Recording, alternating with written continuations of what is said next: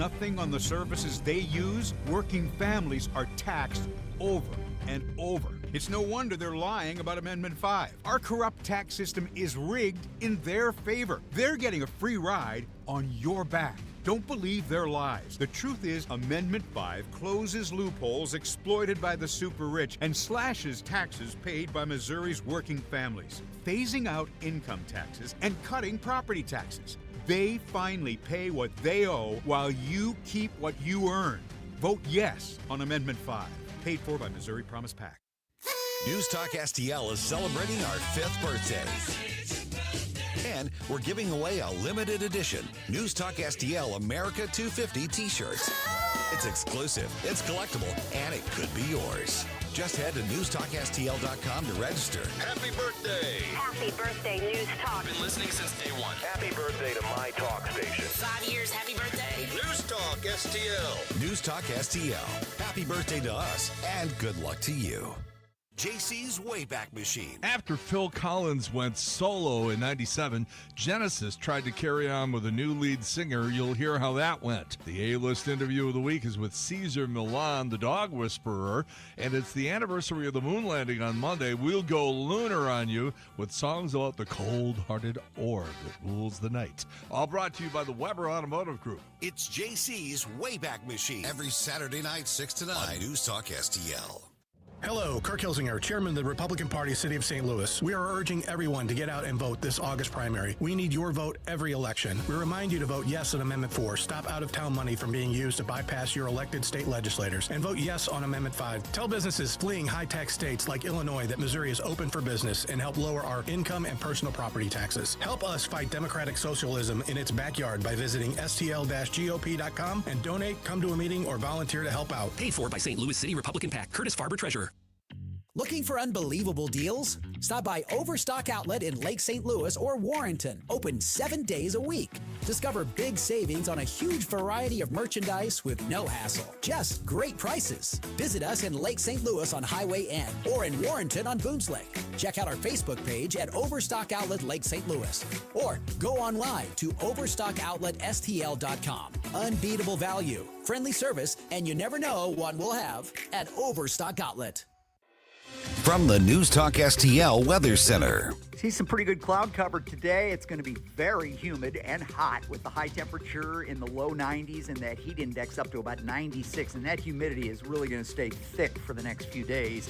We'll see a few spotty showers, but primarily south of St. Louis today. But it looks like a pretty good chance for hit and miss showers and thunderstorms during the afternoon tomorrow. Another hot and humid day on Thursday. In the First Alert Weather Center, I'm meteorologist Kent Earhart. This hour of Colombo and Company brought to you by Gutter Pros. Water goes where we tell it. Call 314-656-7195 or visit them at gutterpros.com.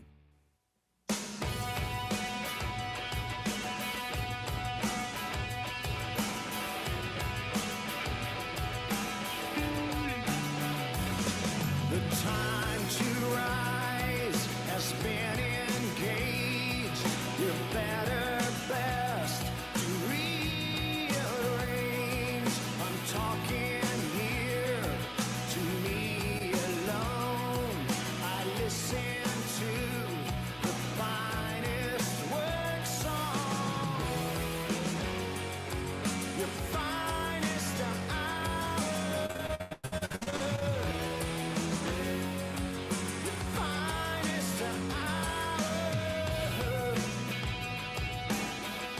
Welcome to Colombo and Company on 101.9 News Talk STL.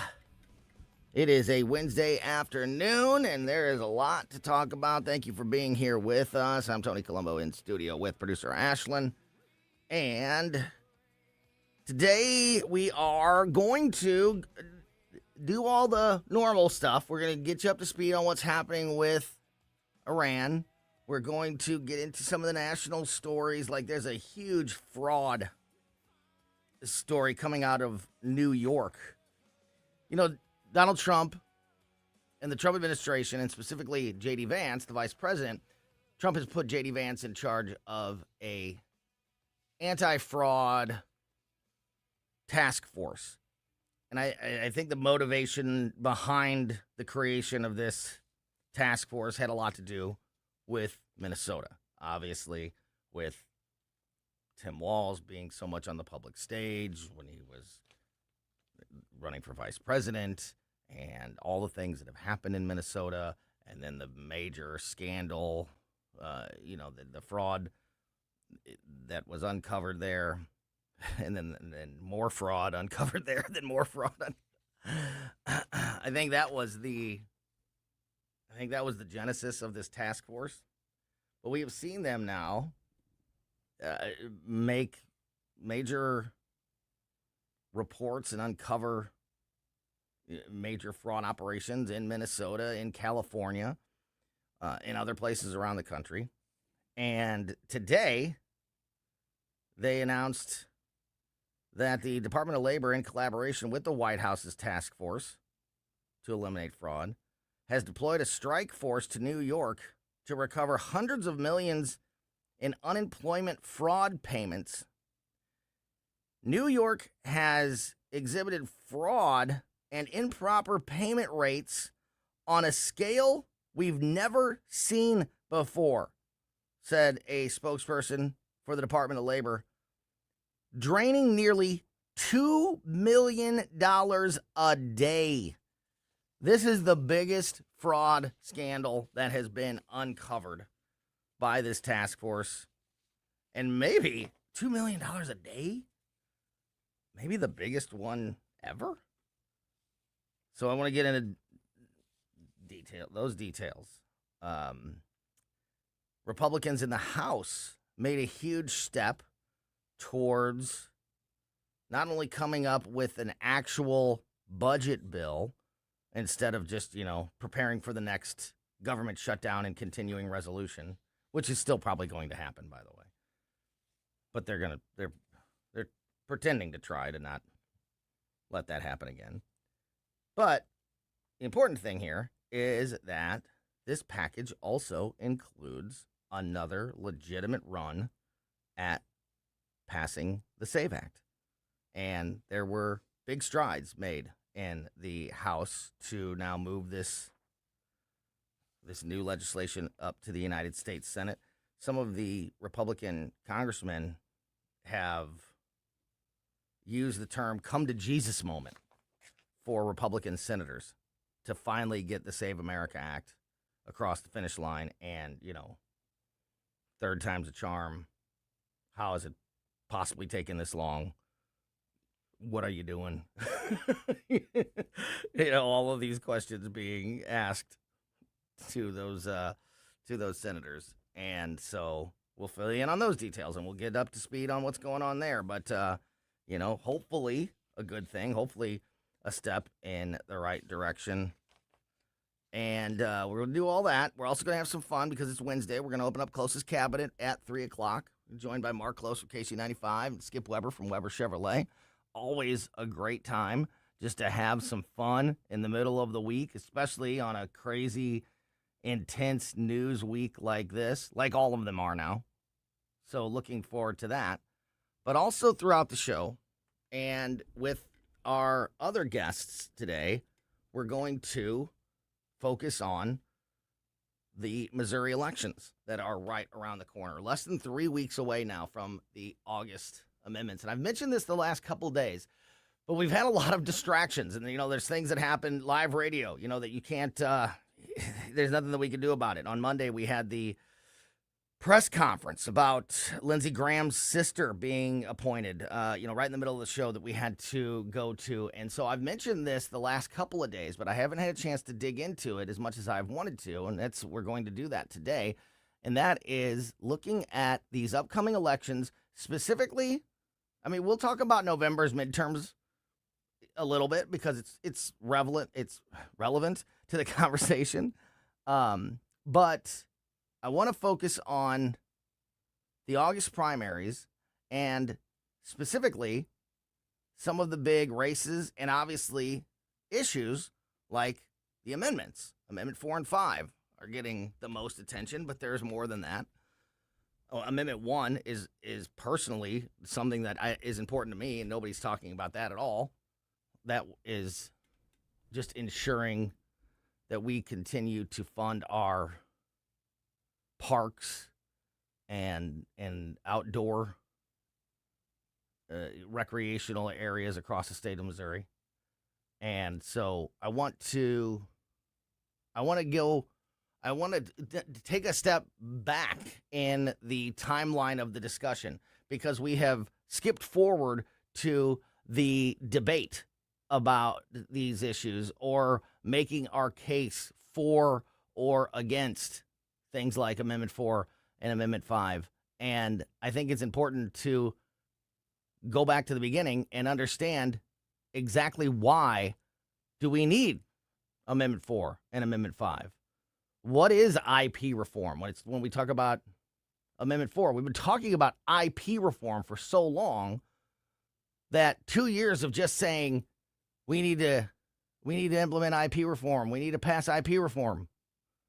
You know, somebody who's got a real life and a normal job and is raising a family and paying bills and not watching the live stream from Jeff City every day may not understand all of the things like, well, what's the problem with the system that we have now? Why do we need IP reform? Why is there a big controversy surrounding how amendments have been added to the Missouri Constitution and the groups and, you know, the system in place to do that? So I want to talk about why these things are necessary and like highlight what I think are mistakes of the current process and current system, and understand that and talk about the need. And then, you know, on Amendment 5 with the income tax, obviously there's a lot of questions for people. Okay, it phases out the income tax, and then we're going to have some kind of discussion after that, if it passes. Then we're going to have some kind of discussion about a sales tax. That's not a whole lot of details. Like, what's the problem with the system as it is now? Why is something like Amendment 5 a better path forward, if you believe that it is, which I do? And so I want to get into those issues. I want to unpack some of those things and talk about some of the important races that are happening around our area. And every Wednesday we talk to our Missouri political insider, so it's a perfect day to do that. Rodney Boyd, who knows more about Missouri politics than any person I know. And is always tremendously insightful. Rodney does not ever advocate for a side. He's the perfect person for a conversation like this to just explain the details of how the system is now, what these amendments do, and then we can have a discussion about, you know, what we think is the right way forward, and if that sounds good to us, or if maybe you think, oh no, I like special interests, you know, putting constitutional amendments in the Missouri Constitution, you know, every time they get enough money to try to do something. Maybe that's your bag, but at least we'll understand, you know, the process, the system, you know, and the way it works, and why we've gotten to the point where these things are on the ballot, and why did it take years to get IP reform on the ballot? I mean, I know why. Special interests don't like it, and they're spending a lot of money. But how does that work? Why has that been happening? So I want to get into that as we go through the afternoon. Roddy will actually be with us in the 3 o'clock hour after we talk to Mark Close and Skip Weber after we, Close's cabinet. Roddy will be here at about 3:40, and we're going to have the same conversation here in just about 5 minutes with Missouri State Representative Travis Wilson, who I'm pulling off the street out of the neighborhoods where he's been door knocking and campaigning and out there talking to voters about these issues, which is why this is the perfect day to get into these things, because we have our Missouri political insider, Rodney Boyd, and we have a state rep who's, you know, currently campaigning and talking to voters every single day and having these conversations about these races and these amendments. So I'm very much looking forward to digging into all that as we go through the afternoon. Real quick before we get to Travis, let's touch on some of these national stories before we switch to the local issues. Donald Trump and Secretary of War Pete Hegseth and other key military and diplomatic leaders are heading to a defense summit at the U.S. Army War College today, where Trump is going to tout major defense investments. The summit will also feature General Dan Kane, Chairman of the Joint Chiefs of Staff, and other dignitaries. The investments come as recent U.S. strikes in Iran have reduced American stocks of Tomahawk cruise missiles and Patriot and THAAD interceptors. We've heard a lot of talk about that, and we've heard various reports on, what's the truth. One group will say, that we checked the locker, there's nothing left. And others say, look, there's plenty left. We do need to build some more, but it's not an emergency. But obviously, we've put a tremendous strain on our military resources over the last couple of years. So this, we'll be keeping an eye on this as we go through the afternoon and learning these details. But Donald Trump announcing major investments in defense and military resources. Also, today, the president declined to set a public deadline. Thank you. I'm so tired of deadlines for Iran as the U.S. continued military strikes against Iranian targets. Asked by reporters before departing for an event at the U.S. Army War College, the one that we just mentioned, whether he was giving Iran a deadline before the U.S. starts more bombing, Trump said that he would not specify one. He said, quote, I don't like giving deadlines. I don't know that that's the case because I feel like I've heard a lot of deadlines over the last few months that came and went. Quote, I don't like to give deadlines, but they pretty much know. They know the story. They better behave. So Trump's comments come as CENTCOM launched another wave of strikes targeting Iranian military sites. How many military sites, Iranian military sites, can there even be left? Used to attack commercial shipping in the Strait of Hormuz, making the 5th straight day of U.S. military operations. So, a lot going on in Iran and some major announcements about investment in the military and defenses as this war in Iran doesn't seem to be headed to an immediate close. Hopefully, we're now on the right path to get it over sooner than later. But it's always good to hear that we are putting those resources in that assistance when it comes to defending our country and making sure that our military has everything they need to be successful. Also, Donald Trump's putting himself on money, which is going to just drive the Democrats crazy. Treasury Secretary Scott Bessent announced today that the U.S. Mint will begin striking a new $1 gold coin featuring President Donald Trump to mark America's 250th anniversary. We'll talk about that later on, probably with Mark and Skip, but that's just going to make some people crazy. Trump's going on the money, on the $1, him and George, hand in hand. Standing shoulder to shoulder next to each other. All right, we are going to be joined live in studio by Missouri State Representative Travis Wilson as we are less than 3 weeks away from these all-important August primaries across the state. We're going to dig into the important issues with the representative next here on Colombo and Company. Made in St. Louis for St. Louis. It's News Talk STL.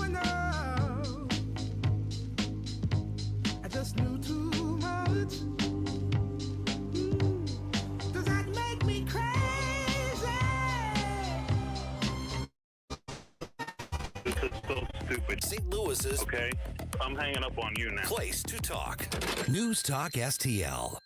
Hey, it's Vic Porcelli. We're sitting here with our great friend, Chris Cooper. Hi, Chris. What's going on, Vic? How are you? I hear you wrote another book. This one's an e-book. Is that right? The Business Owner's Playbook for Financial Clarity. So it is a great book for entrepreneurs, a very short guide. Give people, business owners, the ability to understand key questions that are important, such as succession planning, legacy planning, getting the IRS out of our pockets, right? Because do you like paying taxes? I do not. I don't think anybody likes paying taxes, right? That just makes sense. And then always talking about protection. And then the other thing from a business owner perspective, what is the biggest asset a business owner has? Probably their business itself, right? We need to make sure we understand what the value of that business is as well. So this new book, I'm sure, is incredibly expensive, right? How much? No, it's a free resource. Oh, it's free. We provide guidance, we provide education because we want to make sure people feel educated and understanding because sometimes you don't know what questions to ask, and we need to make sure we help arm people with information to ask the right question. Reach out to Chris and Stacy today at SerenityWealthNow.com. Investment advice offered through Fortis Capital Advisors, LLC. I'm Dr. TJ, owner of the Institute of Natural Health, co-owner of Optimal Nutraceuticals, and the host of Wellness One. Wellness One is designed to cut through the nonsense and provide you common sense science-based information regarding health and wellness. On the show, we discuss topics like thyroid health, gut health, hormone optimization, and many others. Our show airs Saturdays at 10 a.m. and 2 p.m. and Sundays at 11 a.m. and 3 p.m. right here on Newstalk STL. And you can visit us at inhstl.com. That's inhstl.com. Let's take a break. Good idea. Hey, Tom, what are you doing on that Amendment 4?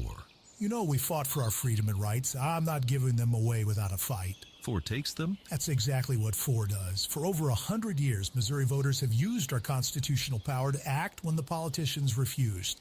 I'll be darned if I'm voting to pass on less freedom and power to my kids. And doesn't 4 also kill majority rule? Yup. Creates minority rule, or just 5% of the most liberal statewide voters in one Missouri congressional district that block any citizen-led reform, making it nearly impossible to pass common-sense conservative citizen ballot measures. That's crazy town stuff. And we've needed our citizen ballot measure power to pass some big conservative stuff, like outlawing tax hikes without voter approval, lobbyist reforms, and term limits for career politicians. No way I'm letting a tiny fraction of liberals derail our conservative power.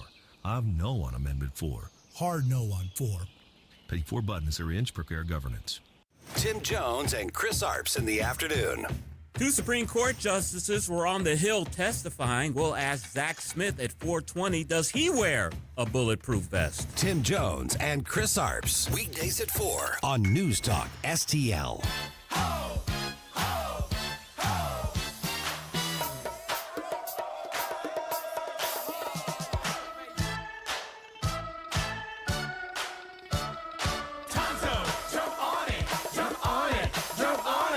Welcome back to Colombo Company on 101.9 News Talk STL.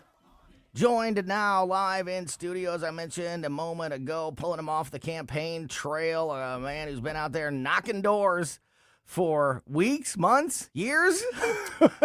we have been knocking doors for over a year, and wow. it's been great. It's been great. By the way, thank you, Tony, for having me. Yeah, Travis Wilson, State Representative Travis Wilson's in yes, studio sir. with us. Yes, sir. Yeah, great to see you. Thank you as always for your time.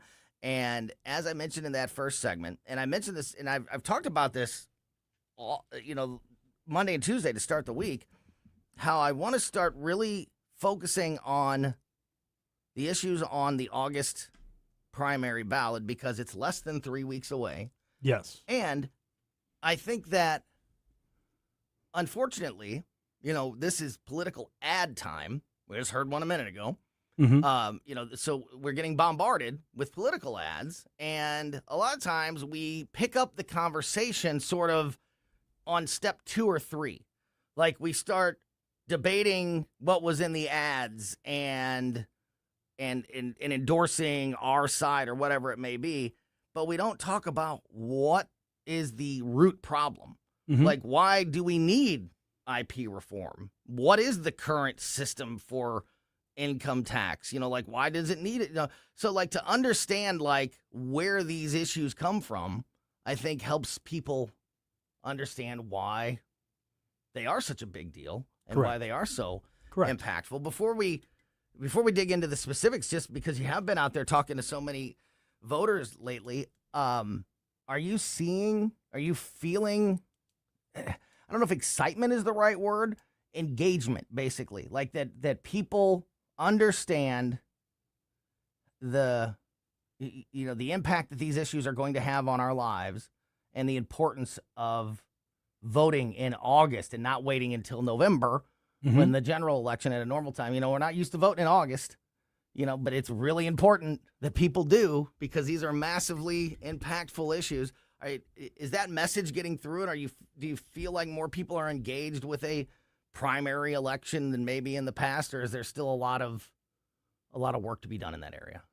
The answer is yes to both of those questions that you just asked. Yeah. The answer is yes. So let's start with, is there a lot of engagement out there on the streets? And the answer is absolutely.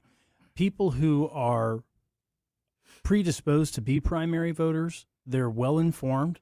They voted in primaries before, and they are definitely reading up. They're doing research. They're trying to figure out what they can regarding the amendments that are going to be on this ballot. And they're also studying up, especially in St. Charles County, they're studying up on who is going to be on the ballot. And so obviously we've got a county executive race. We've got a director of elections race. We've got a lot of what they call down ballot races to go with the amendments. And obviously the amendments for August are the headliners. Those are the ones that people are really going to be paying attention to. And so people are very engaged. They're looking for resources online to learn more. They're trying to figure things out. People have called me. People have emailed me. People have asked me when I've been on their doorstep, what do I think about Amendment 4? What do I think about Amendment 5? And they are looking for direction. And so first off... And information. Understanding. Information, understanding. For, yeah. You are very correct. And so they feel like they have a responsibility, and we all have these sort of friends, right? Within our friends group, the people who you at church on Sunday, or if you go out during the week and you run into somebody, you say, "Hey, I've been meaning to call you. I had a question about," and then it's it's about something they're on the the ballot. expert in that, right? Yes, right. In my circle, I've always been that person. My aunts, my uncles, my parents even. Yeah. Explain this thing to me. Like, what is going on here? Yeah, exactly, exactly. And so, I've been happy to play that role within our circle of influence. And so those same sort of people are the same ones that are showing up in August. And so when they're asking questions, they're not just asking for themselves. They're asking for their neighbors, for their friends, because they're going to take that information. So when I'm talking to somebody, I take that very seriously because I want to make sure they're well informed.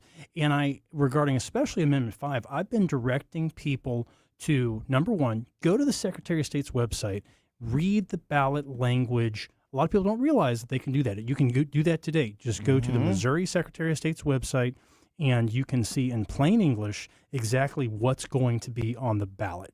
You can also go to, depending upon which county you are in, again, I'm St. Charles County, St. Louis County has this available as well. You can go to the Director of Elections website, and you can view your ballot on that website. And so you can plug in your address, and you can hit search, and it'll pull up which ballot you need to be thinking about so that when you get to the polling place, it's not a surprise. And a lot of people also may not be aware, but early voting has already started, and you're welcome to go and visit out in St. Charles County. It's on Turner Boulevard.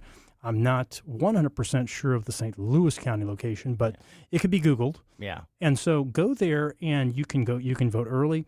No excuse. Vote early, vote often. The Chicago way, my man. The Chicago way. Mayor Daley would be very proud. It may be that way in St. Louis County. I don't know, but no, this is perfect because this is exactly what I'm talking about. Is gaining this understanding. You also just touched on something there that is really important. The amendments are the headliners for good reason, and we're going to talk about why in a minute. But there are other massively important races. Who becomes the county executive in St. Charles and in St. Louis? These are big. This is a big deal. It is. There's state rep positions. That absolutely. Are that the people, your representation, your voice in Jeff City is so important. And if you're not having an influence on who's representing you, then you don't really have a right to complain about the way things are going. So, and especially in St. Charles County, the primary is where the decisions are going to be made for most of these races. I mean, the amendments, obviously, the statewide amendments are all on the August primary, but the Republican that wins the St. Charles County Executive primary in August is going to be the next county executive. They're not going to lose to the Democrat. More than likely. More than likely, yeah. I mean, anything can happen. You're right, but there's a lot of things that are happening on this August ballot that are going to be final. Not okay. Well, then now we'll make our final decision in November. That ship will have sailed. Correct. in several very areas. much so. Yeah, in very several much areas. So I think Travis is going to stick around for a couple segments. We got 5 minutes, 6 minutes left here in this one, and then I think Travis is going to stick around all the way until 3 o'clock. So we got plenty of time to talk about this stuff. I want to start with Amendment 4. I think Amendment, and we'll definitely get into Amendment 5 because that one's really important. I'll save your expertise also for last. So we'll save the big one for last. But Amendment 4. So for me, and then I want to get your thoughts or maybe a correction if I miss anything. But the basics of Amendment 4, IP reform, all has to do with passing legislation or law, whatever whatever the right term is there, through the amendment process. Passing, adding an amendment to the Missouri Constitution instead of going through the legislature and passing a bill that gets voted on by the House and Senate, the typical way of doing things. Mm-hmm. And in Missouri, currently, the way the system has been for a long time is that it is fairly simple.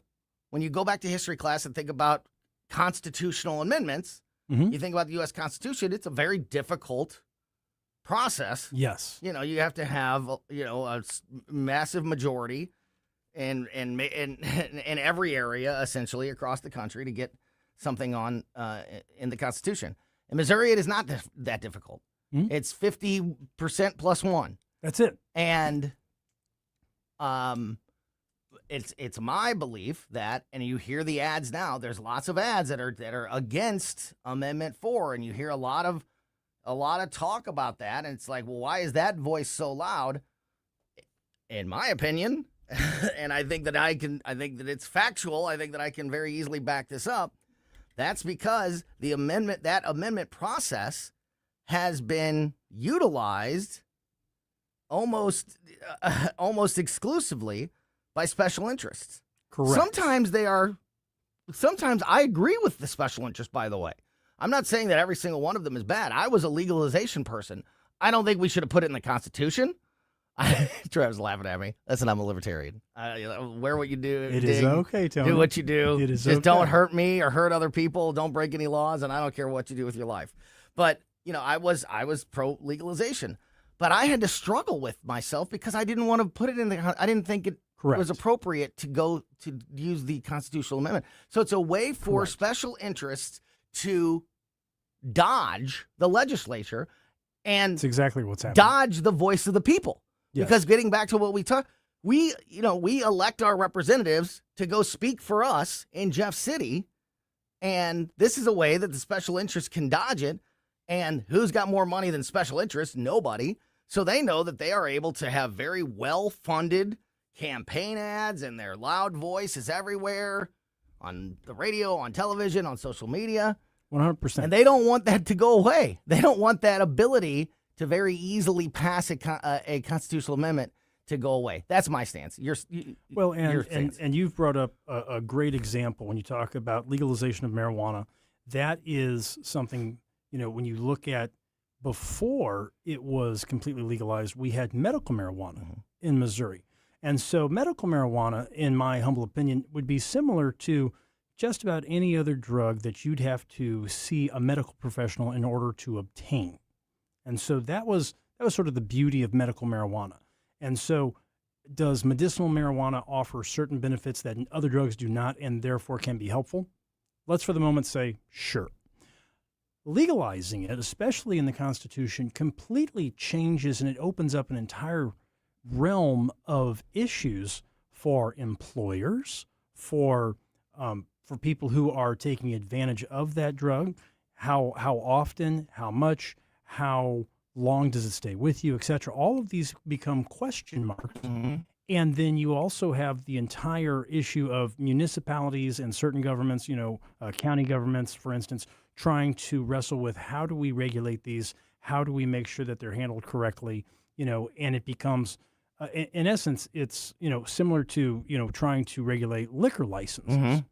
But it's now a part of Missouri law. It's etched into our Constitution. Yes. And so I agree with you. If it was done through statutory changes, then that is something that can change easily and whatnot. When it's an amendment, you really can't come back from that. That's such a great point. That is such a great point. It's so easy, relatively.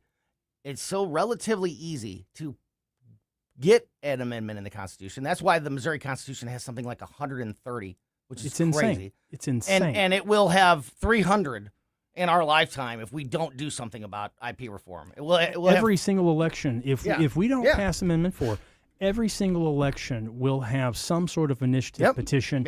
And obviously this is a conservative setting here with News Talk 94.1, if we do not pass this amendment, and let's just say we don't pass this amendment just for the sake of conversation. If we don't pass it, we're going to need to try to address it at some point, because here's the real issue. After this fails, let's say, if it did fail, then we have other things on the table. Ranked choice voting, for instance. Oh, God. I'm not kidding. I know. And if ranked choice voting becomes a thing in Missouri, let's say Missouri turns blue, what's going to stop the powers that be from coming after your Second Amendment rights? What's going to stop them from coming after, are they going to say, how many vehicles can you own? Are they going to say, how big your house can be? Are they going to, where does it end? Where does it end? And so we have to, as an electorate within our state, we have to stand up and we have to say, enough is enough. We need to keep Missouri's Constitution at a place where it is worthy of respect, as opposed to becoming just this ever-changing, ever-growing document. And it can create problems for us.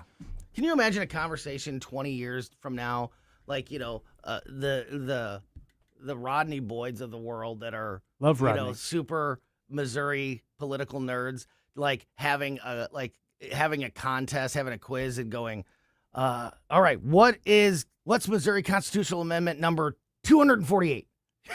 Exactly. Because that's what it'll be. That's what Exactly. it'll be. It'll be out of hand. And Travis, you did, I think, a great job there. We're talking to Missouri State Representative Travis Wilson about Amendment 4 and in the constitutional amendment process, IP reform that Amendment 4 addresses. Not only is it relatively easy for these special interest groups to put something on the Constitution, but once it's in the Constitution, it is much more difficult if a problem arises with that, or you want to make a tweak to the bill, or maybe you change your mind and you want to try to. Whereas, normal bills, which we have a say in, that you're still going to get. You're still voting for your elected officials. You're still voting on. There still will be ballot initiatives, and you're not getting your voice taken away. In fact, I think your voice is getting louder because it's not being dominated by the special interest. Well, and that's the issue it's right so there. much more difficult, as you pointed out, that if we decide that we want to make that, that was not perfect. Let's make a change. Let's tweak this. It's very difficult to do once it's in the Constitution. Go ahead. Well, and you're exactly right when you said that it's about more voices getting louder in the process. This really is an amendment about fairness. And it's about fairness throughout our state, because what is happening now is you have a small area or a small group of areas within Missouri. We have 144 counties, if I'm not mistaken. You would know better than I would. I think that's the number. If I've misquoted, I apologize. You'd be the guy at church that I went up to and said, "Hey, Travis, I was wondering about exactly." So, exactly. Can you name them all? No. But here's the point. We have a small group of those counties that are dictating to all of the others exactly what's going to happen. So, for instance, when you look at St. Louis City and County, and then you look at the Kansas City area, there's three counties that really have a piece of the Kansas City metro area. and then you look at other areas like Springfield and Columbia. These areas are dictating to all of the other counties, places like Chillicothe, Poplar Bluff, St. Joseph, Mexico, and Moberly, and things of that nature. Places that you've probably been to, and Cape Girardeau. Cape Girardeau, places that do not have that same sort of makeup, if you will, that same sort of electorate that want a seat at the table. Yeah. And this amendment does that. Mind you, people talk about, well, you're taking away the voice of democracy. We're actually not. Absolutely We did not mess with the threshold. The threshold is still 50% plus one. However, we are saying that it has to be 50% plus one in all 8 congressional districts. That's what I think a lot of people are missing. This gives all of those areas a voice in the conversation, that their vote does matter. What they say about Missouri's Constitution does have merit, and it's going to be something that we need to consider moving forward. If you're going to change Missouri's Constitution, wouldn't it make sense that you get buy-in from all areas of Missouri? Yes, and shouldn't there be? We learned from basic government history, civics, that a constitutional amendment is a bigger deal. It's a step above. It should take a little bit more. Absolutely. It should take, exactly like you said, it should take buy-in from everyone. They should have a majority from every county. 100%. Yeah, and just like it's not 50, it's not simple majority to put an amendment in the U.S. Constitution. So it shouldn't be that way in Missouri either. Well, because if it is, then you get what we have. You have special interests that are well funded that can buy constitutional amendments. You do, and think about the beginning of our country when you had 13 newly minted states. They became, they were colonies, now they're states. When they ratified our founding documents, they had to be ratified by everyone. And so that was a process that took actually an elongated time. Yeah. I'm not trying to necessarily give a history lesson, but the point is that it had to be ratified by everyone. Yeah. This is a similar situation. We're saying if you're going to move forward with our most important document for our state, then it needs to get the stamp of approval from all parts of it. So that's why it's yes on 4, at least for me. You got it. You got it. Well, and we're going to keep having these conversations. I want to get into Travis Wilson, Missouri State Representative, sticking around for another segment. I want to talk about some other races on the ballot in August and Amendment 5. We'll unpack that one as well as we continue the conversation with Representative Wilson next here on Colombo and Company. Made in St. Louis for St. Louis. It's News Talk STL.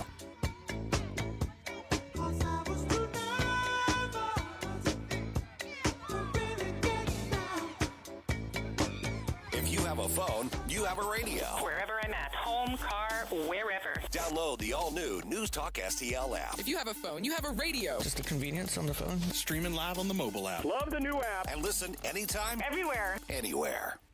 When decisions matter most, experience isn't optional. As a former SWAT commander, Tim Whitney has led Under Pressure. Today, as Undersheriff and Chief Financial Officer, he helps lead hundreds of employees, manages one of the county's largest budgets, and protects taxpayers with conservative accountability. I'm Tim Whitney, and I'd be honored to earn your vote. Together, we can support responsible growth, strengthen public safety, protect taxpayers, and preserve the character that makes Jefferson County home. Paid for by friends of Tim Whitney. Heather Missy, Treasurer.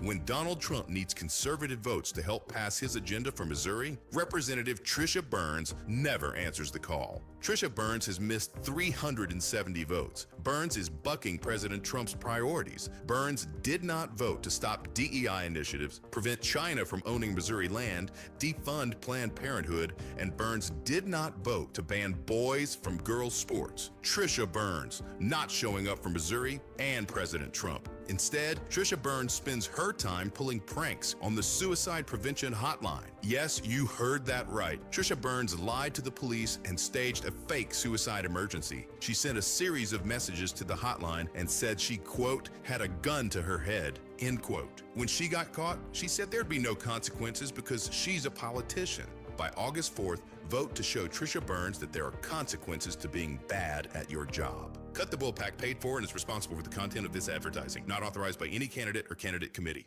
When insurance companies know you're represented by Onder Law, they know Onder is not going to let you be pushed around. Their reputation is built on years of courtroom battles. If you suffer an injury or damage to your property, serve the insurance company notice. You have Onder Law on your side. A St. Louis firm you can trust to protect you at every term. Don't settle for less.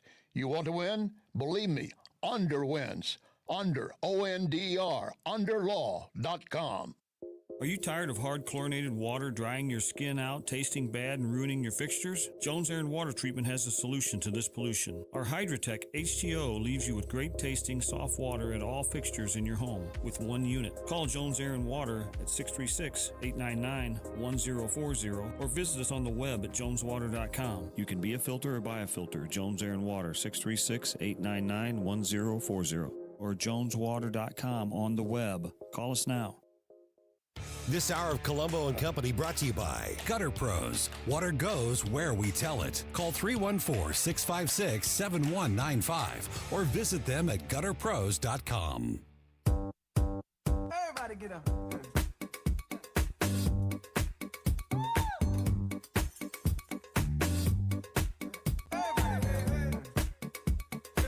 Welcome back to Colombo & Company on 101.9 News Talk STL. Missouri State Representative Travis Wilson in studio with us as we talk about the upcoming August primaries 3 weeks from yesterday. So just a little less than 3 weeks before these all-important primaries. We talked about Amendment 4 in that last segment, and I think that's exactly the conversation that I wanted to have and we're going to continue to have to understand the system as it is now and why there is this debate. Why are we even having this conversation about Amendment 4? Like, what's the meaning? What's the, why is it so important? And if you missed any of that, go and check it out on the podcast. And we're going to continue the conversation in the 3 o'clock hour with Rodney Boyd about 3:40 this afternoon. About 10 minutes before we open up KLOSES Cabinet here, let's talk about Amendment 5, because the income tax issue, obviously, is one that is very hotly debated and has got a lot of ads and a lot of loud voices out there. Again, I'll just give my brief beginning. I guess to really boil it down for me to the simplest reason that I support Amendment 5 is that I would rather have a say in when and how much I'm paying taxes. And if I'm buying something, if I'm going shopping, if I'm doing, I know there's going to be a sales tax. I can control that.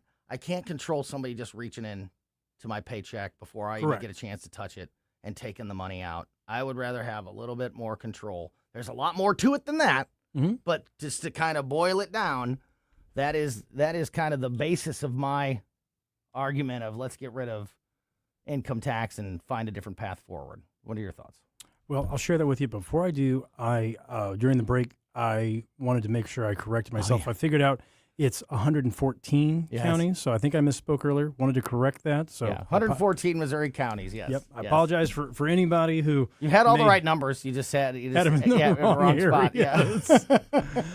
So yeah, the way that I've approached this conversation on doorsteps when I'm talking to my constituents in St. Charles, it's very simple. Number one, I come from an economic development background, and so I absolutely love helping our state grow. That's what I've done in my career. That's what I've done when I've been in Jefferson City. That's what I'm going to continue to do. I'm going to do everything I can to help our state grow. And it's for very, very obvious reasons. I'm a father of 3. I want my children to be able to find their career opportunities in Missouri, just like I want everybody else's kids and grandkids to be able to do the same. And so for that reason alone, I'm interested in having more business investment, more jobs created, and having a better business climate into our future. That's the whole premise behind my thought process. And in my role as an economic developer, I got to see up close and personal what numbers looked like for investment in other states that were no income tax states. Now, I know that there's a lot of, shall we call them the poster child for this. Florida and Texas would probably fall into that category. That's not necessarily what I want to talk about. I want to talk about Tennessee for a moment. Tennessee, a state which up until recent history, let's say within the past 10 years, maybe 15, you get the idea. Within up until recent history, Missouri had more population than Tennessee. It's not the case today. Now, it's a similarly made-up state. You have a couple of major metro areas. In Tennessee, you have both Memphis and Nashville. In Missouri, you have both St. Louis and Kansas City. And so you have areas that, and I understand, clearly I do, the difference between Nashville and Kansas City. I do. However, Kansas City is a world-class city. And when you look at how they've been able to attract things like the World Cup, and they've been home to 3 Super Bowls, it really is a comparable city. A lot of people like to go there. A lot of people like to come to Missouri. We had 53 million people visit our state in the last fiscal year. Tourism is huge for us. Tourism is huge for Tennessee as well. Here's my point. Tennessee is doing a better job than we are in this regard. And I think that one of the factors has to do with income tax. Do I think that that's going to solve every problem? No, I do not. No, I do not. That's why we try to address crime. We try to address nothing is. There's no magic bullet. You got it. You got to do what you. But it's a tool in the toolbox. One step at a time, and yeah. Exactly. It's a tool in the toolbox, and so that's why I voted for it on the House floor. I thought it was a good idea. I thought that we should move forward with that. The other reason why I voted for it on the House floor is because our constituents are going to get a chance to be a part of the process. We were making sure that we had our opinion, but we wanted a second opinion, the voters' opinion. And that's why I think this is so important. I think that Missourians should have the ability to say, I want this or I don't want this. And so when I've been talking to them on their porches, I've been saying, I want you to be well informed, and I want you to vote the way that you think is going to be best for Missouri. That's been sort of a winning strategy, if you will, because it's, number one, it's very disarming. They realize that I'm their neighbor and I have higher costs that I'm concerned about, and I'm trying to do the right thing as well. And I want this. I always tell people this is a partnership. And so when you're talking about amendments, when you're talking about people running for office, this is a partnership. I'm your neighbor. My kids go to school here. We live here. I go to church here, etc. And so I want to work with you. How can we work together? If eliminating income tax is going to help us do that, then let's eliminate income tax. Travis Wilson, Missouri State Representative, is with us. Actually, we are not going to talk to Mark and Skip. They are both out. You want to stick around for just a little bit longer? Of course. I have a couple more questions about these amendments and these issues. We got about a minute left here. If people, you mentioned some websites earlier. Where's the best place that people can go?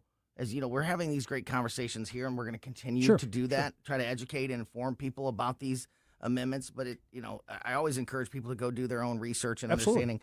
Where's the best place to go to get information about these issues? So the one-size-fits-all website where you can get that information is the Missouri Secretary of State's website. And so if you will just simply Google Missouri Secretary of State, you can pull up the Secretary of State's website. Denny Hoskin, he's our secretary right now, and Secretary Hoskins has done a great job of getting plain language out for people to review. That's such a good, being able to read the ballot. Just read the language. Exactly. Is ahead of time and think about it, and and if the ballot language sparks any questions or concerns in your mind, then exactly those concerns, and you can research them and get those answers. Great stuff. We're gonna put in a little overtime with Travis Wilson. Missouri State Representative Travis Wilson continues with us next here on Colombo and Company. It comes awake and I can't control it. Hiding under the bed in my body. Hey, Hey, it's Chris Arps. Becky and I recently discovered a restaurant that's quickly become one of our go-to restaurants, Timothy's in Creve Coeur. Led by executive chef Will Mabry, Timothy serves contemporary American cuisine with a touch of Southern charm. Dishes like pastrami, smoked lamb, and shrimp and grits. My wife absolutely loved the lobster pot pie, and everything we've tried has been incredible. Amazing house-made desserts and over 500 wines to choose from. Enjoy dinner 7 nights a week, plus lunch, brunch, and private events. Timothy's in Creve Coeur at 12710 Olive Boulevard or online at timothysstl.com. To everyone who serves and sacrifices, this one's for you. Heroes Care is giving away 1,000 suits to our heroes. Active duty, retired, guard, or reserve, military, police, fire, or EMS, just show up with your ID and a suit is yours. That's Saturday, July 18th, 9 a.m. to 2 p.m. at the Heroes Care store in Gravois Village Center, Jefferson County. For those who sacrifice every day, we simply want to say thank you. Details at heroescare.org. Heroes Care, honoring those who serve. This is Brandon from Reach. On July 18th, we are hosting Unfiltered, a one-day conference for youth and young adults where we'll be covering topics like relationships, identity, purpose, faith, and culture. We will have breakout sessions, worship, and real community for young adults to encounter. If you know a student or a young adult who needs to be in the room, get them signed up. Spots are limited, so don't wait. Register now at unfilteredstl.com. With all of the celebrations, anniversaries, and holidays coming up over the next few months, where are you going to go to get that special something for the special people in your life? Newsteaders Fine Jewelers, of course. Newsteaders Fine Jewelers found 24/7 at wowdiamonds.com. Tim Jones here to tell you all about Newsteaders Fine Jewelers. Richard Newsteader and his team serving our region since 1961 with awesome, honest jewelry solutions. They've got everything from diamonds to wedding engagement rings, hand-engraved items, pendants, earrings, and so much more. You can find them 24/7, wowdiamonds.com. That's Newsteaders Fine Jewelers, wowdiamonds.com. KLDY HD3 Clayton, K270BW Bellefontaine, KNBS Bowling Green. This is News Talk STL at 1019, 94.1, and always streaming at newstalkstl.com. News this hour at Town Hall. I'm Bob Agnew in Washington. One person dead, 3 people still missing after a pontoon boat sank on Tuesday in the waters off of San Francisco. On the boat were mostly family members holding a memorial service. 16 people were rescued. The group was on a 3-deck pontoon vessel almost filled to capacity near Alcatraz Island. When crews arrived at the scene, they found the vessel almost fully underwater, with the motors still running and leaking fuel. Rescuers have been searching for the missing with divers, helicopters, and boats in open ocean on the western side of the Golden Gate Bridge. I'm Donna Warder. President Trump now wants immigration and customs enforcement to continue those traffic stops. In a Truth Social post, Trump said, quote, "The men and women of ICE are doing a great job, one that has to be done." He also said that in order to remove criminals he claims were let into the country under the previous Democratic administration, we cannot give up on one of ICE's most important and effective crime-fighting tools, the traffic stop. But it comes after Trump administration officials told ICE officers to suspend most vehicle stops after 2 deadly shootings within a week. The deaths renewed criticism of the agency's enforcement tactics that were widely condemned last winter after the killings of Alex Preddy and Renee Good in Minnesota. Former top lawyer at Goldman Sachs and White House counsel to President Obama, Catherine Remler, scheduled to testify today before the House committee about her relationship with Jeffrey Epstein. More on that ongoing investigation from correspondent Bernie Bennett. Her testimony Wednesday to the House Oversight Committee comes after thousands of documents released by the Justice Department showed an extensive relationship between her and Epstein. She tried to downplay her relationship in more recent statements, calling him a, quote, monster. While Rumler announced in February that she would step down from Goldman Sachs on June 30th, she remains an employee at the company. Bernie Bennett, Washington. More on these stories at townhall.com. Hey, John, why so glum? I just got let go. The company's downsizing. This is the 3rd time in the last 2 years. I'm done with this. Have you thought about My Computer Career? I've heard they can train you for a career in IT in just a few months, including cybersecurity and the basics of AI. And you don't need prior training or experience. Now that's a recession-resistant career. Wow, thanks. I'll check them out. Go to mycomputercareer.edu and take the free career evaluation. mycomputercareer.edu, an Elite CompTIA certification partner. Financial aid is available to those who qualify, including VA benefits. Progressive knows that boat days can come with unexpected problems. Oh no, I dropped my lip balm in the water. I can't think of anything worse than the looming threat of potentially having chapped lips. It was ginger vanilla too, my favorite flavor. If a real problem comes along, your boat's protected 24/7 with Progressive. So you can keep worrying about boater problems. Progressive Casualty Insurance Company and Affiliates, not available in D.C. From the News Talk STL Weather Center. I'm First Alert 4 Chief Meteorologist Steve Templeton. Warm and muggy tonight, but rain chances are increasing with a few scattered storms in the afternoon to evening, both Thursday and Friday. So tonight, low of 75, we're dry and muggy in the morning. A high of 90, heat index of 98, a little higher humidity for Thursday. And anytime from lunchtime on, let's watch for a few isolated but heavy bursts of some showers or thunder showers. They tend to fade as the sun sets in the evening. That'll happen again on Friday with a high of 90 and again a heat index around 98. That's the latest from the First Alert 4 Weather Center. I'm Chief Meteorologist Steve Templeton. This hour of News Talk STL brought to you by Chris Cooper and Serenity Wealth Management. Business owners, download your free playbook for financial clarity at SerenityWealthBiz.com. That's SerenityWealthBiz.com. This is what's happening. We attacked Cargo Island last night. And Iran retaliated. They struck targets in Kuwait and Bahrain. They'll agree on everything, and then they'll go have a news conference and say we never even talked about it. 101.9 and 94.1. Number one for conservative talk. News Talk STL. Drums, please.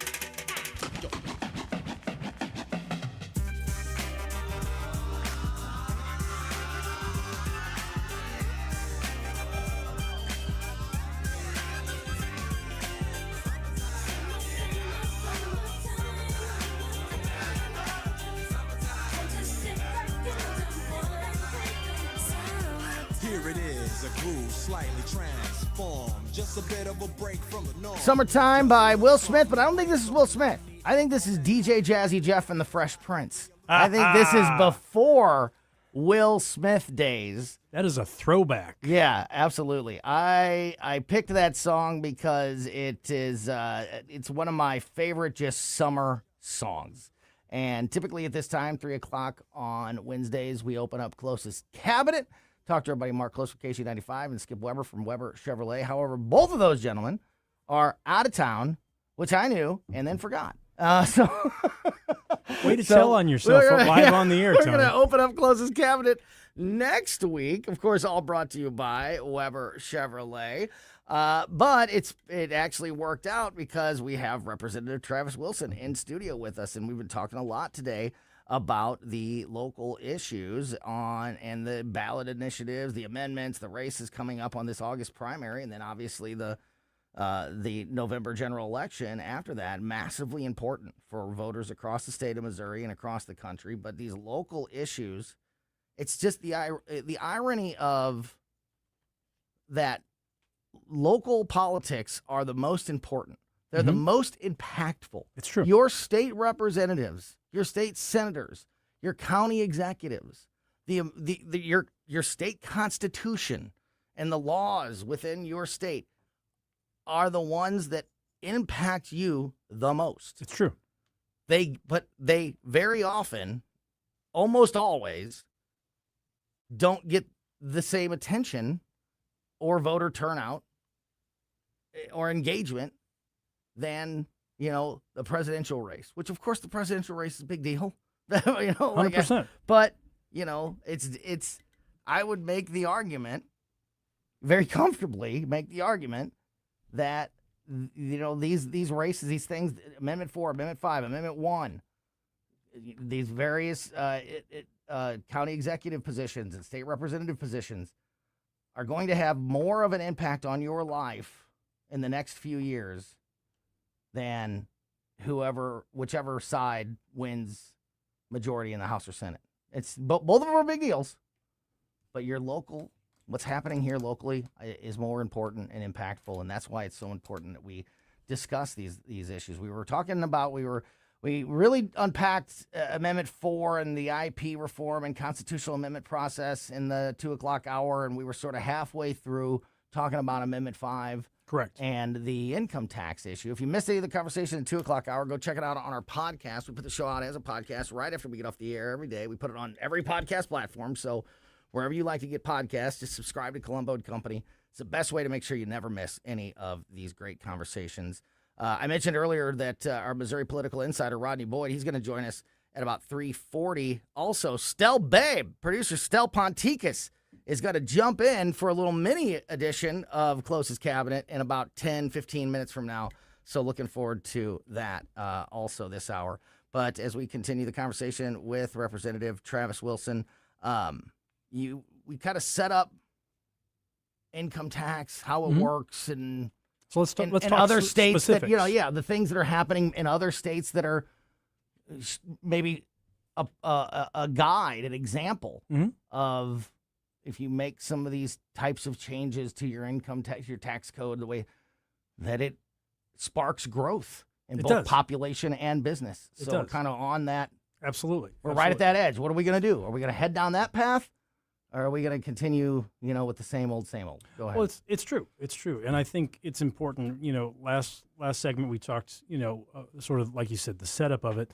Let's talk specifics. And so what is Amendment 5? And so just these are some notes I've got. So, just referencing here. Amendment 5, it's a revenue-triggered, constitutionally protected path to eliminating Missouri's individual income tax. That's what it is in a nutshell. And there's a lot of misinformation out there. One of the things that's been said is that this is the everything tax. What you're saying is you're going to eliminate Missouri's income tax, and then we're going to put a tax on everything. Wow. That's really not the case. Will there be some changes to the way our taxes are? Yes, absolutely. Our tax structure for Missouri has not been addressed in decades. And so, note... And that just can't be good. No. At any point. If that statement is said at any time that you haven't addressed something as important as your tax in decades, it's probably something you should look at. One would think. But what this does is it's going to be helpful. We talked about growth. It's going to be helpful in a couple of different ways. Number one, the obvious. It's going to eliminate Missouri's income tax. So that means that Missouri, people who work in the state of Missouri are going to instantly be taking home more money from every paycheck, all of every 2 weeks, all of the entire year. And so automatically we're thinking about groceries and gas prices because, let's face it, political campaigns are built around things like grocery and gas prices. And in this particular climate, I think it's important to realize passing this elimination of income tax is going to put more money in your pocket when you reach payday. So that's the first thing. The second thing this does, let's assume for the moment, just for the sake of conversation, that when we change certain aspects of sales tax through our state, which is the other part of the equation, because a lot of my constituents are saying to me, they're like, Travis, where's the money going to come from? I'm skeptical because I'm wondering, where's the money going to come from? I'm glad you asked. Yeah, that's a really good concern. It's a great concern because we still want to fund things like roads and bridges and Missouri's Highway Patrol and all of the things that we need to function as a state. I come from St. Charles. We're a tourism community. I want to make sure that dollars are in Missouri's budget to continue to promote places like St. Charles. And so in order to do that, we have to have an offset somehow. That's where the sales tax part of the equation comes in. Now, a lot of people have said, well, then that's going to, create this windfall, and that's really what you're after. You're just trying to actually get more money in a different way. Let me explain one of the things that a lot of people are going to like. Again, referencing my county, St. Charles County, personal property tax is a hot-button issue in St. Charles County. And so one of the things that this amendment also does is it helps to reduce personal property tax over time. A lot of people aren't talking about this aspect of it. I realize how important personal property tax is. And side note, I also realize that personal property tax funds certain things like libraries, for instance, like the ambulance district. It helps with our first responders. It funds a variety of things that we need. So I get why that's important on both sides. I get why people would want to eliminate it. Nobody likes paying the personal property tax. I also get why people are concerned about losing it. And so what this amendment does is it creates an alternative way to collect some funds, which can also, over time, that's the key thing I want people to remember, is this is a tiered system, a phase-out system. This is not what they did in Kansas, which was basically a cold turkey approach. They said, hey, it's a great idea to eliminate income tax. They did, and then you saw problems emerge almost immediately. That is not the case here. what is happening now with this particular amendment, Amendment 5, if we vote to eliminate the income tax, the way it's going to help personal property tax is that as that sales tax collection creates more revenue, there is a requirement written into this constitutional amendment that it requires an offset, and that offset is lowering of personal property taxes. So is this going to happen overnight? No.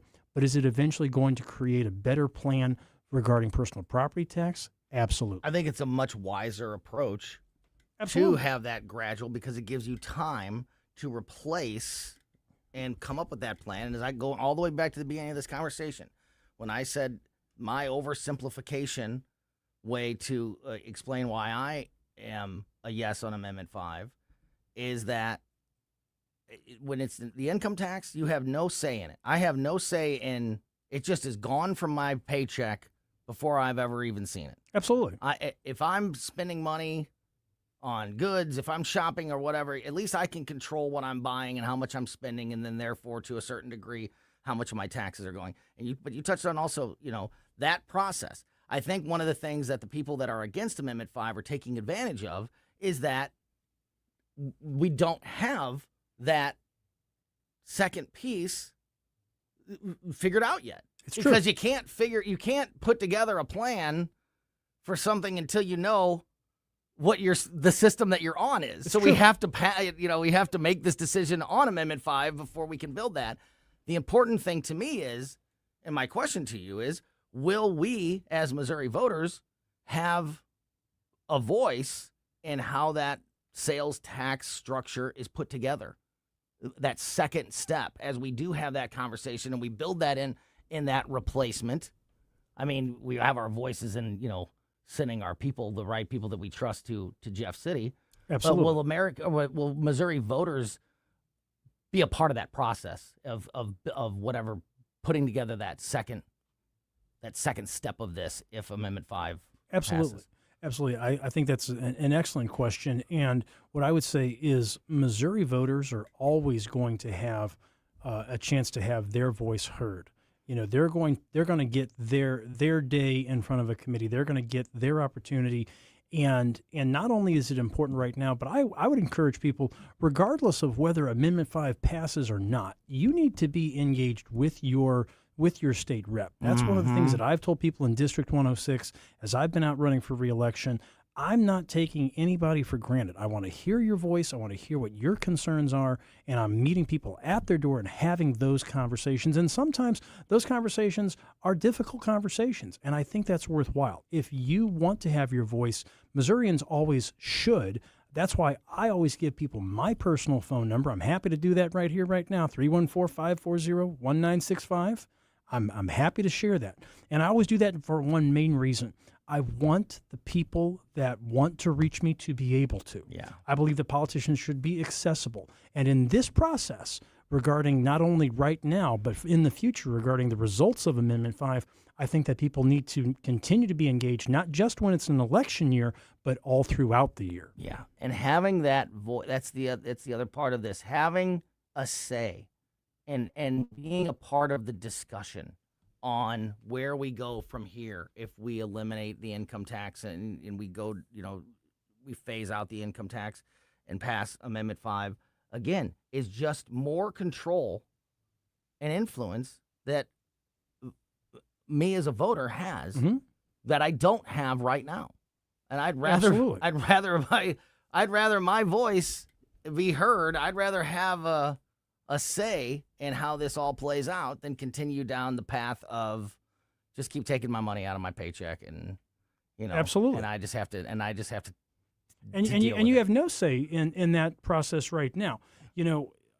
Missouri's income tax. Now, this is something, and I want to give you the right date, so I've got it written down here. But Missouri's income tax dates back to 1917. 1917. And the Missouri sales tax code dates back to 1939. That's my quick math, 110 years to Correct. Next year. Correct. So, and the sales tax code dates back to 1939, which is, over 80 years ago. Yeah. So what it really comes down to is we have to make a change. We have to make a change because if we don't change the way that we are working within our state's budget, and that's really what this comes down to, is we're talking about our state's budget. If we don't make a change, we're going to face some interesting decisions in the future. And so we need to be able to work correctly. In Missouri, we want two things from a conservative perspective. We want to have a lower tax burden, and we want to have a great state. Mm-hmm. And so what does that look like? Amendment 5 helps us get there. And just as a bonus, people have asked about the Hancock Amendment. They've said, how does this not run afoul of the Hancock Amendment? And what I would encourage people to do, and I've encouraged this at their doorstep, is I want you to take a look at Amendment 5, read it in detail, and you'll see it should be able to jump right off the page at you how this does not run afoul of that. There's this concern that this is going to create a free-for-all for legislators. That is not the case. That is not the case whatsoever. Any responsible legislator that voted for Amendment 5 is also going to be doing everything they can to make sure that we're not just having a free rein and trying to just increase things just in general.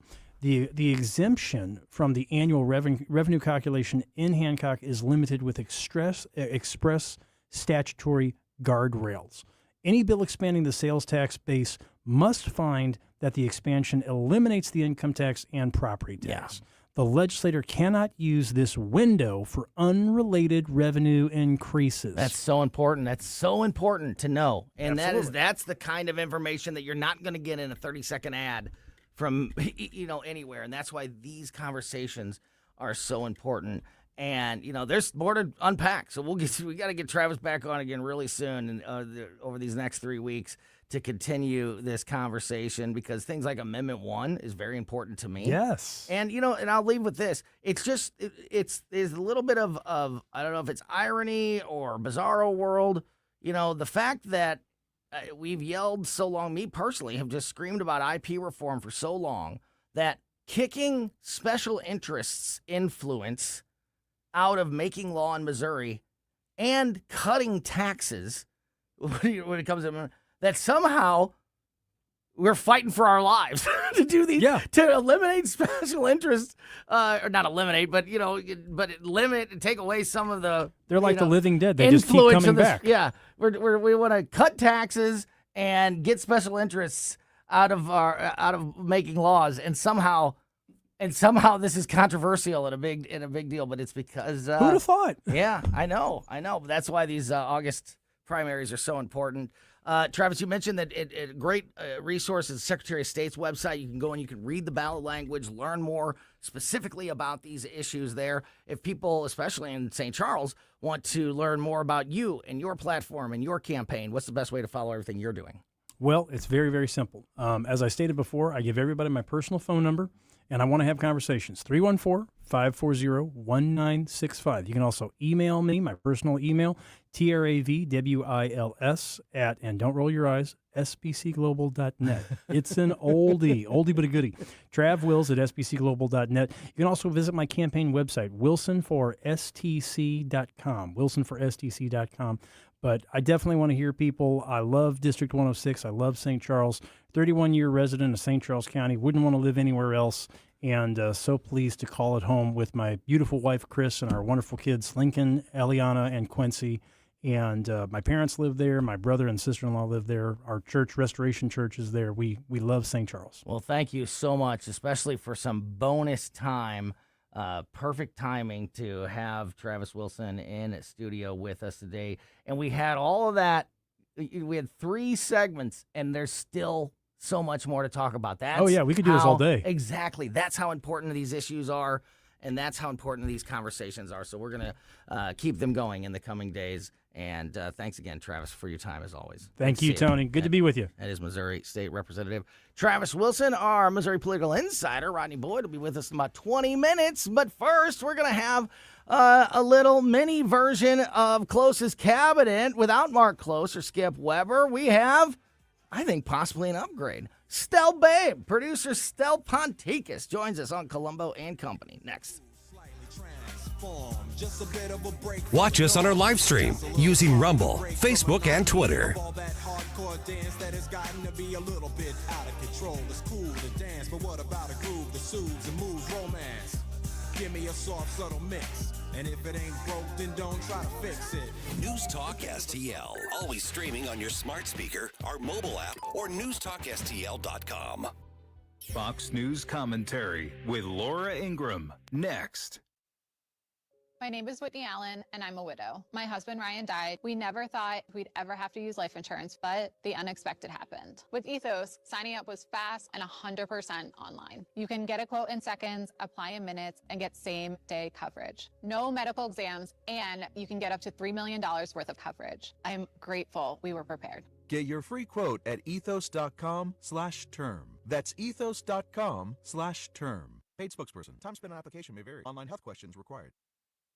Here's Laura Ingraham. The 20th century proved beyond all doubt that socialism and communism are horrific economic systems for real working people. Because the only winners in those systems are the unelected bureaucrats, the elite, the party apparatchiks who call all the shots. But under President Trump's leadership, come on, the U.S. has the strongest economy of any major nation by a long shot. And every day, even though there are some affordability issues, Americans are creating better lives for themselves and their families. They are not about to give all of that up to live as slaves of a government run by someone like Mamdani or Abdul al-Sayed or Rashida Tlaib. Are you kidding me? That's America? If the Democrats keep playing with the fire of socialism, they'll end up burning down the entire party. For more commentary like this, go to foxnewspodcast.com.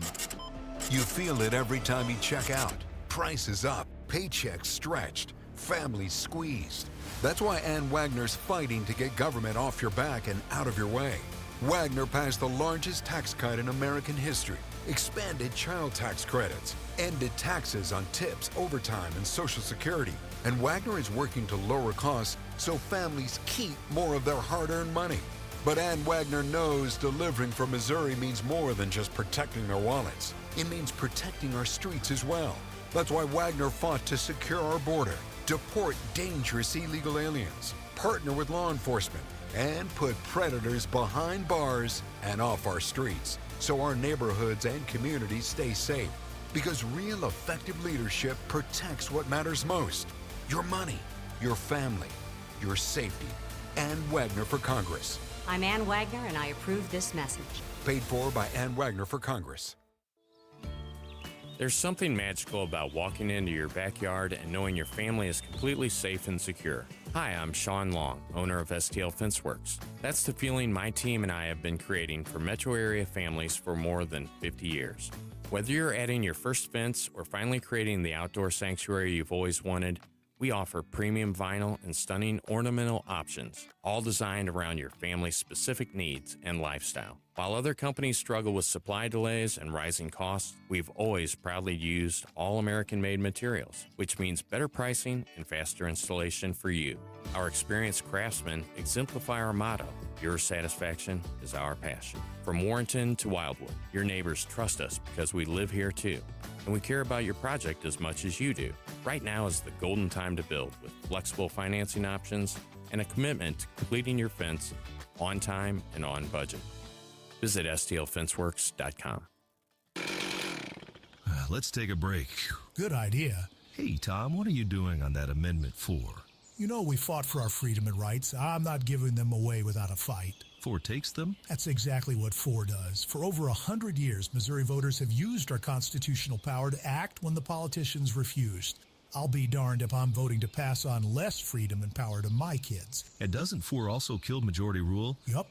Creates minority rule, or just 5% of the most liberal statewide voters in one Missouri congressional district that block any citizen-led reform, making it nearly impossible to pass common-sense conservative citizen ballot measures. That's crazy town stuff. And we've needed our citizen ballot measure power to pass some big conservative stuff, like outlawing tax hikes without voter approval, lobbyist reforms, and term limits for career politicians. No way I'm letting a tiny fraction of liberals derail our conservative power. I'm no on Amendment 4. Hard no on 4. Pay 4 buttons every inch per care governance. On the next Larry Connors USA. The story behind the story, the building of what some call the Faces, Mount Rushmore. Larry Connors, USA. Now, weeknights 6 until 8 on News Talk STL.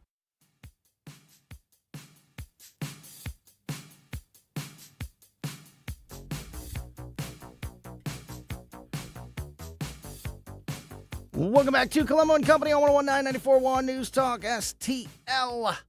Wednesday afternoons usually means KLOSES Cabinet, but Mark Close from KC95 is out of town, so Skip Weber from Weber Chevrolet. So we're not opening up KLOSES Cabinet. We are instead spending some time enjoying Stell's sunroom. Stell's sunroom. I didn't want to say shed was too easy. I was trying to think of another. Stell's Sunroom with Stel Ponticus. Welcome to Stell's Sunroom. Brought to you by Weber Chevrolet.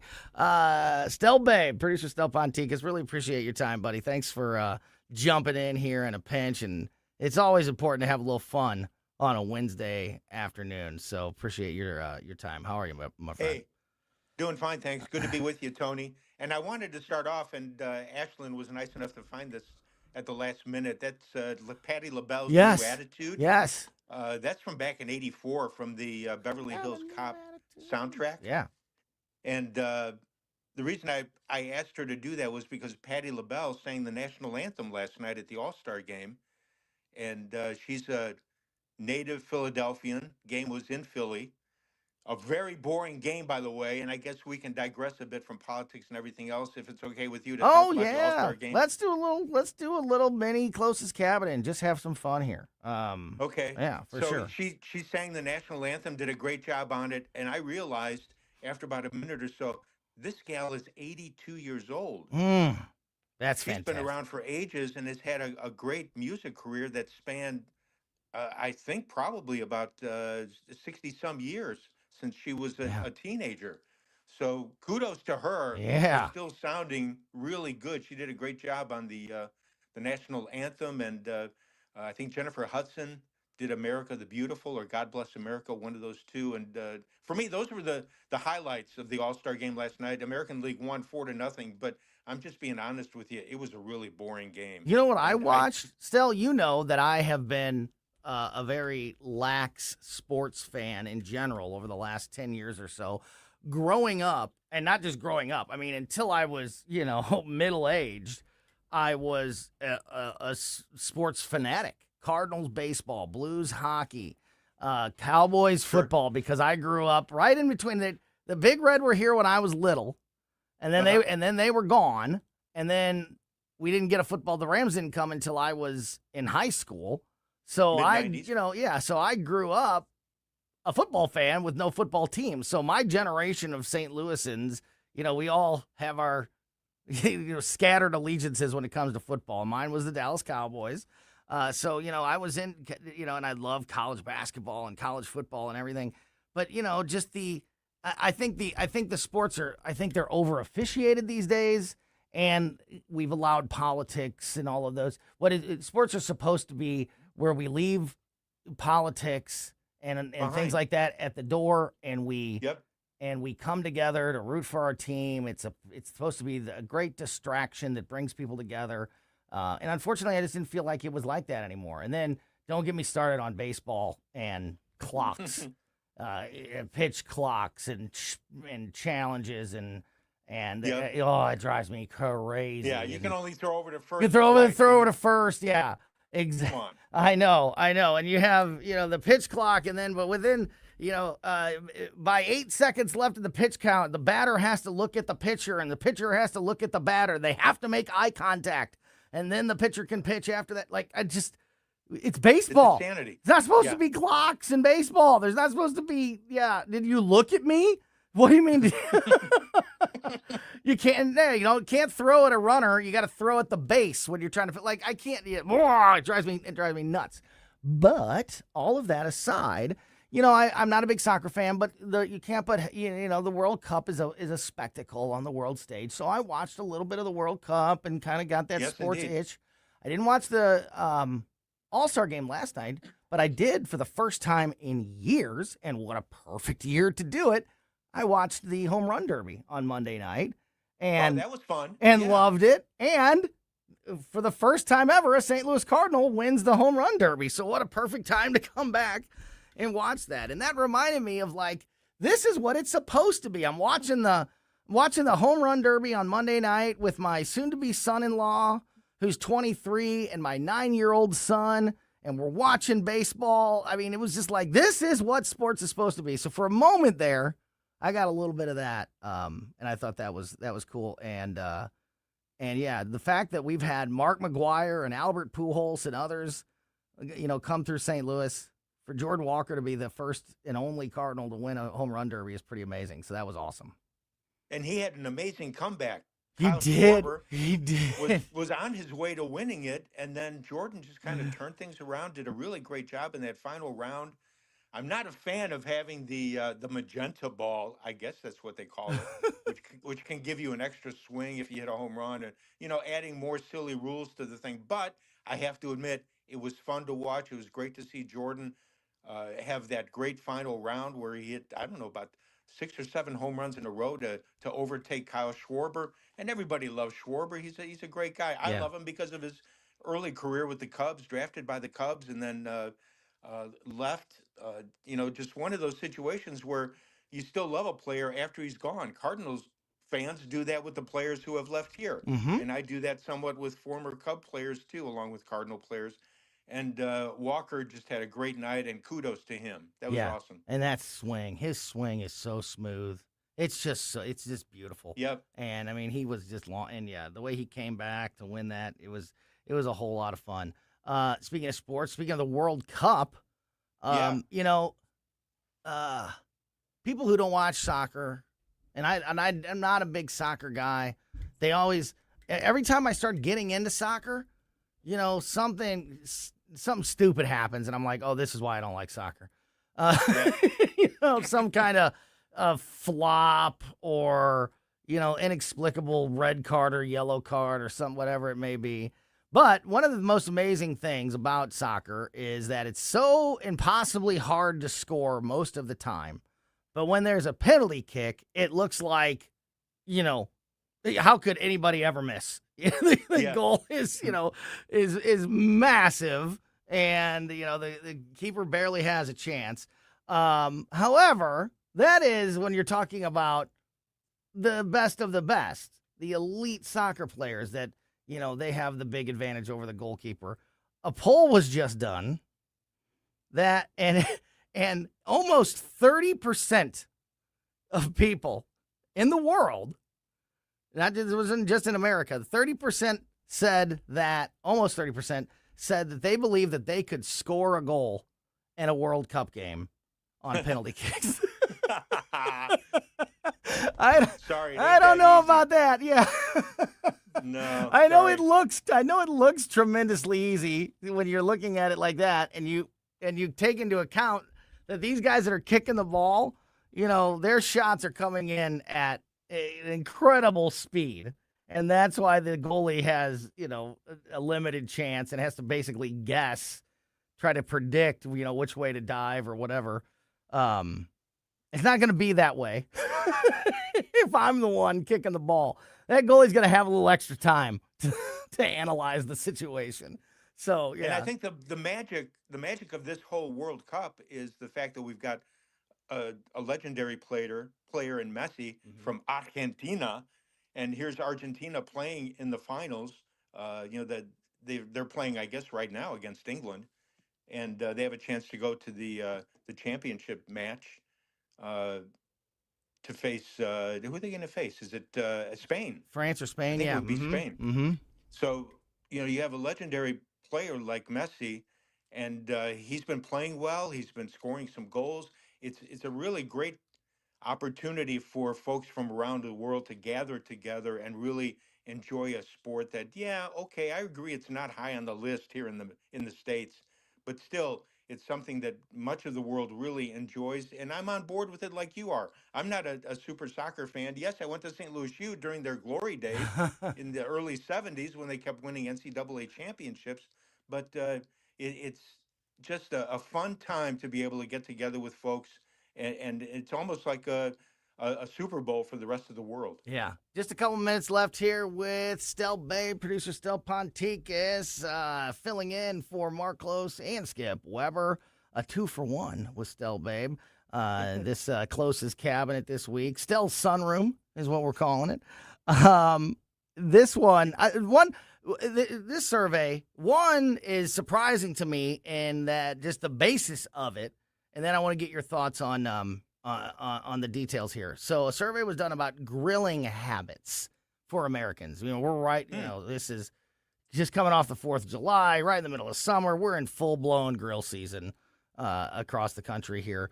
According to this survey, this surprises me. The average American has 13 grill days per year, which I know that I'm on the far other side of that. We have 13 grill days per month. So 13, it's just barely one a month. That sounds low to me, but set that aside. People were asked in this survey, what are the biggest grilling sins? What is a big no-no when it comes to grilling? Does anything come to mind for you, Stel? I'm going to read some of these and get see if you agree or disagree with the grilling sins. Does anything particularly pop in your mind? Well, I guess that list would include stuff that you really wouldn't want to grill.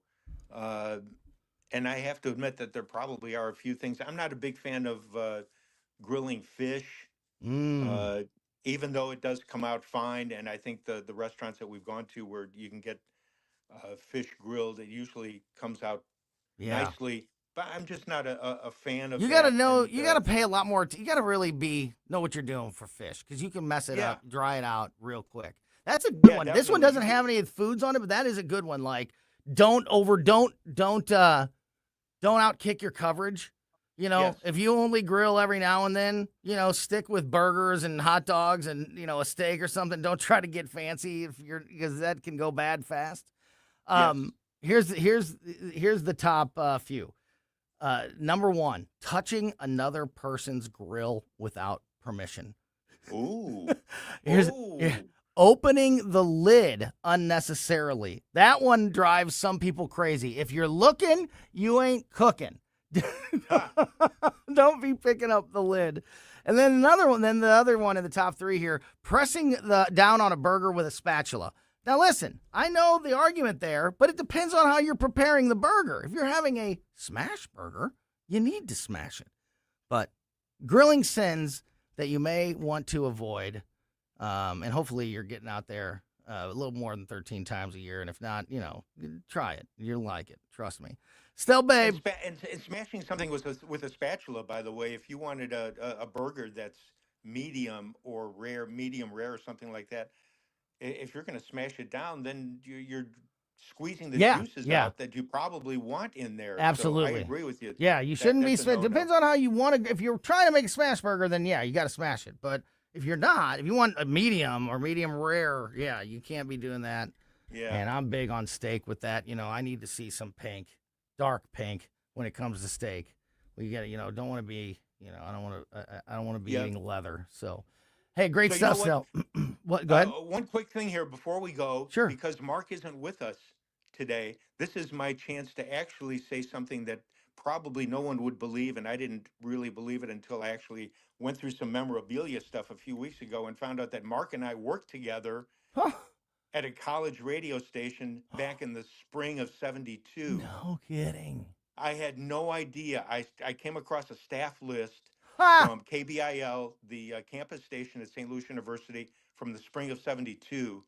And I was handling music at that time for the station. That was my sophomore year at SLU. And I'm going down the list, and I see the names of all these friends of mine. And back then, I don't know if they still do it on campus, but we had the kids who lived in the dorm. And then those of us who lived in the dorm called the city students brown baggers, because they would bring their own lunch. And so I don't know if they still do that. Probably do.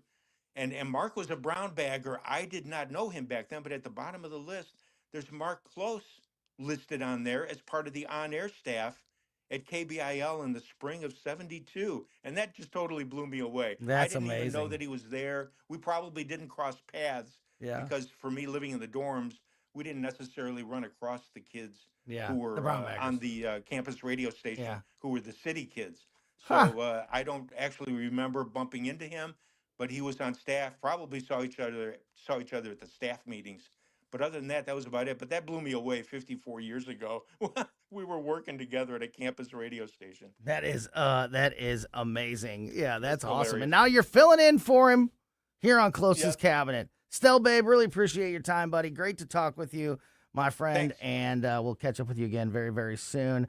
Closest Cabinet, whether it's Closest Cabinet or Stell's Sunroom, always brought to you by Weber Chevrolet. Check out what's happening at all 3 local Weber Chevrolet dealerships, Creve Coeur in Missouri, Granite City, and Columbia in Illinois. Nobody is going to give you a better deal on a new vehicle. Nobody's going to give you a better deal on your trade-in, and nobody is going to take care of you in that vehicle for the entire time that you have it better than the team at Weber Chevrolet. That's why they have been serving the St. Louis community for nearly 125 years. Check out what's happening at all Weber Chevrolet dealership by going to weberchevrolet.com.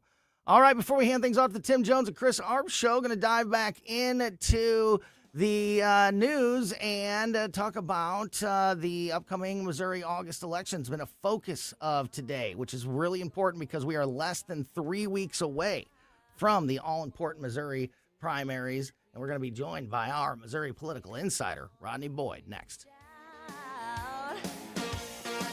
Follow Tony Colombo on Twitter at Tony Colombo Talk.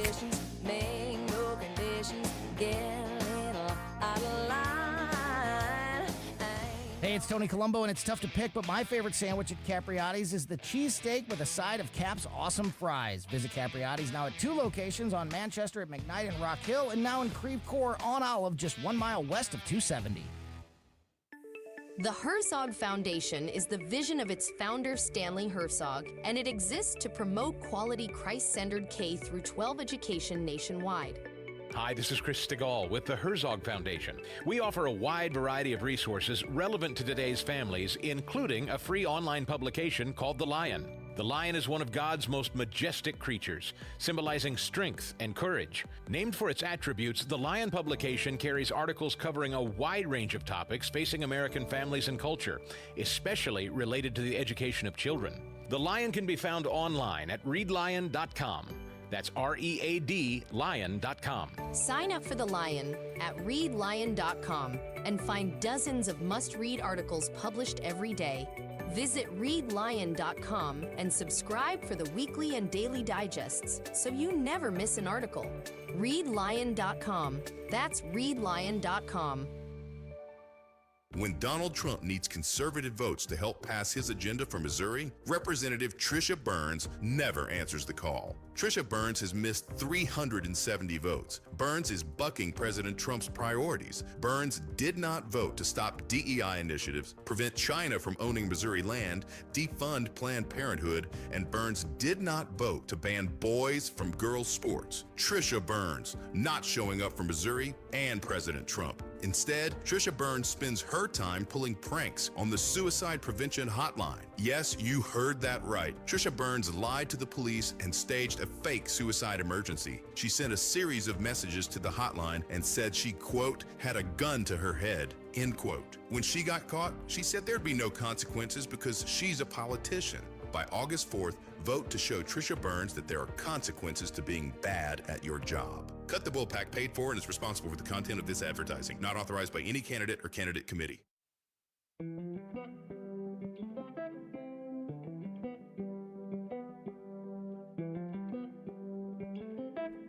Welcome back to Colombo and Company on 101.9 94.1 News Talk STL. Every Wednesday afternoon, we talk to our Missouri political insider, Rodney Boyd, and focus on Missouri issues. Today's show has been very centered on Missouri issues because we are less than 3 weeks away from the August primaries, and we had great conversation in the 2 o'clock hour and into the beginning of the 3 o'clock hour with Missouri State Representative Travis Wilson. Getting into what I wanted to do and what I was great conversation with Representative Wilson was not necessarily talking about the ads and the debate and, endorsing Amendment 4, Amendment 5, talking about the process, the systems that are in place now.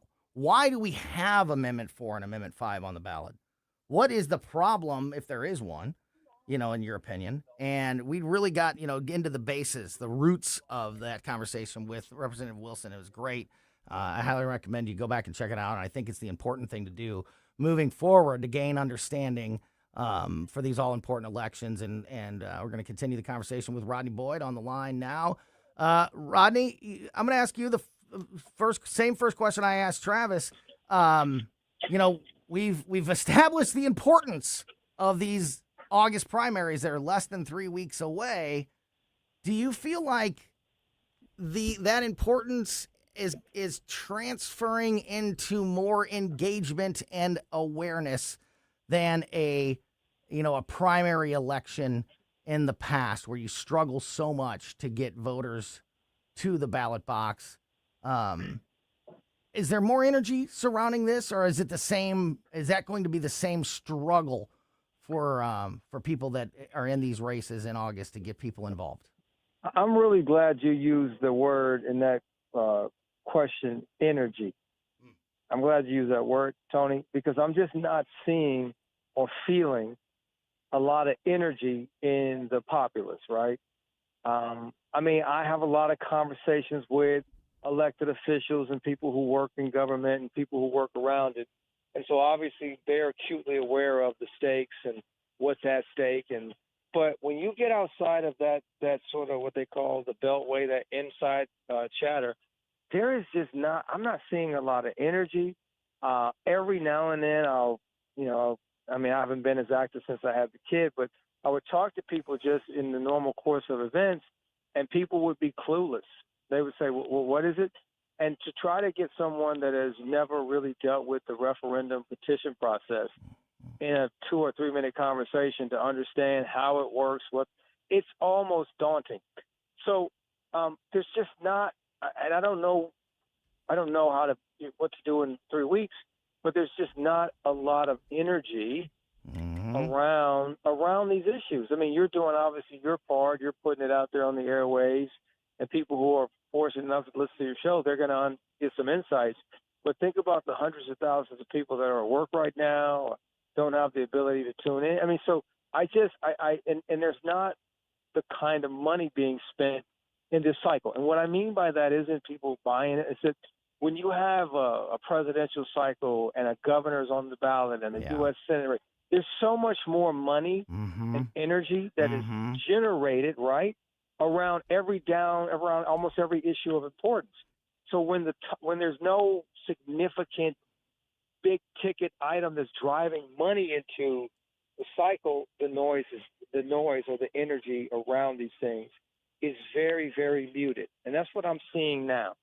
So with all of that in mind, with the idea of, these issues, not only are they, primary elections off, not the November normal time where we're used to going and, so people aren't used to voting in August to begin with. That's a struggle. And then these issues, especially when, we're talking about Amendment 4 and Amendment 5, there's a lot of information there.